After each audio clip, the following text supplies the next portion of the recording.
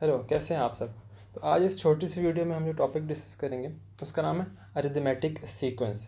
इस टर्म को अगर आप ब्रेक डाउन करो, उसमें आपको एक वर्ड मिलेगा जिसका नाम है सीक्वेंस। मैथमेटिक्स में सीक्वेंस का मतलब है कि कुछ भी नंबर्स जब एक तरतीब में एक पैटर्न फॉलो करते हो और एक लाइन में ऐसे पढ़े हों तो उसे हम सीक्वेंस कहते हैं। इस सीक्वेंस का ये मतलब है कि आप उस लाइन में पड़े हुए हर नंबर की वैल्यू प्रिडिक्ट कर सकते हो एक मैथमेटिकल फार्मूला से, यानी वो नंबर आपस में रिलेटेड होंगे इन सम मैनर, और वो फॉर्मूला बताता है कि ये सीरीज़ या सीक्वेंस किस टाइप की है। सेम इसी तरह आज हम जो डिस्कस करेंगे इस पर्टिकुलर सीक्वेंस का नाम है अरिथमेटिक सीक्वेंस। इस सीक्वेंस की डेफिनेशन ये है कि इसकी हर वैल्यू एक ख़ास डिस्टेंस के बाद आती है और वो डिस्टेंस थ्रू आउट कॉन्स्टेंट रहता है। इसकी अगर हम एक एग्जांपल नंबर लाइन पर रख के देखें तो जैसे ये एक मिसाल है अरिथमेटिक सीक्वेंस की, हर वैल्यू का जो डिफरेंस है, बीच में डिफरेंस है, वो बराबर है।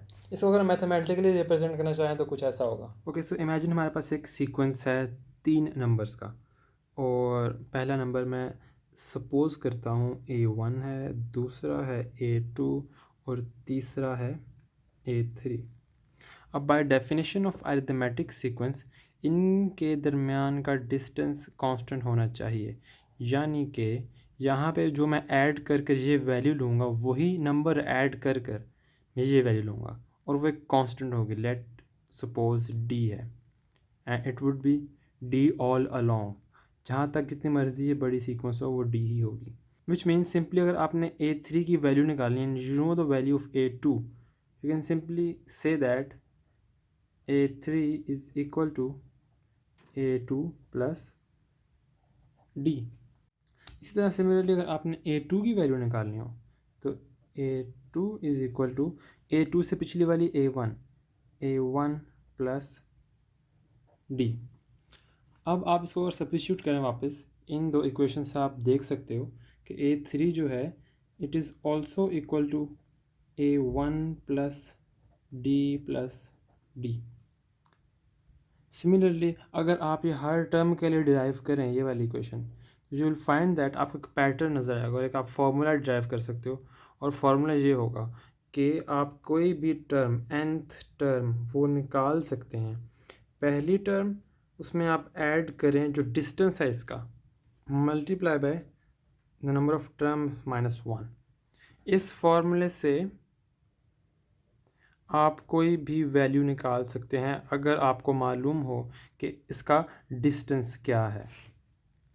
अभी जो हमने प्रॉब्लम डिस्कस करना एट हैंड है उसकी स्टेटमेंट से हम ये इन्फर कर सकते हैं कि फर्स्ट टर्म हमारी जो सीक्वेंस की है वो है 6, यानी कि A1 इज इक्वल टू 6।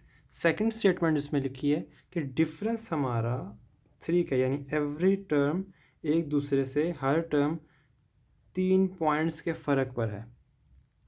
अब हमसे डिमांड ये की जा रही है कि आप nth टर्म का फॉर्मूला निकालो, जो कि हम निकाल चुके हैं।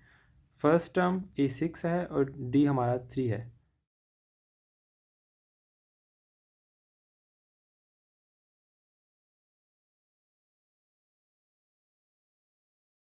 अब ये आ गया हमारा formula for any nth term.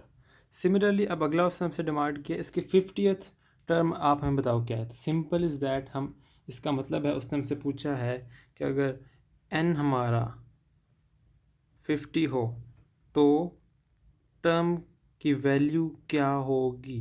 Simply हम इसमें n की वैल्यू 50 सब्स्टिट्यूट कर देंगे and we will have our answer.